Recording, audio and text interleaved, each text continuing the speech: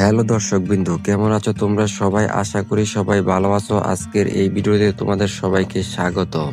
Lionel Messi একটি নাম, একটি ইতিহাস, কিন্তু এই কিংবদন্তির জীবনে এসেছে এমন এক মুহূর্ত যখন তিনি হঠাৎ করে সবাইকে চমকে দিয়ে অবসর নেওয়ার ঘোষণা দিয়েছেন। 2016 সালে কোপা আমেরিকা ফাইনালে চিলির কাছে হারার পর ভেঙে পড়েন মেসি। ম্যাচে টাইব্রেকারে নিজের শট মিস করেন তিনি, আর সেই মুহূর্তে যেন তার হৃদয়ে গভীর আঘাত হয়ে যায়। ম্যাচ শেষে কান্নাজড়িত কণ্ঠে মেসি বলেন, আমার জন্য জাতীয় দল শেষ। এই একটি বাক্য স্তব্ধ হয়ে যায় পুরো ফুটবল বিশ্ব।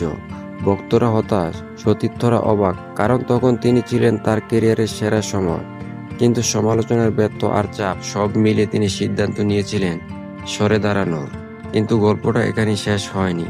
অসংখ্য ভক্তদের ভালোবাসা, দেশের মানুষের অনুরোধ আর নিজের ভেতরের অদম্য ইচ্ছা সবকিছু মিলে কয়েক মাস পর আবার ফিরে আসেন লিওনেল মেসি। তার এই ফিরে আসা শুধু একজন খেলোয়াড় পরিবর্তন ছিল না, এটা ছিল এক যোদ্ধার পুনর্জন্ম। আর সেই সিদ্ধান্ত বদলে দেয় ইতিহাস। পরবর্তী তিনি জিতেন কোপা আমেরিকা, আর শেষ পর্যন্ত স্বপ্ন পুরো করেন ফিফা ওয়ার্ল্ড কাপ 2022 জিতে।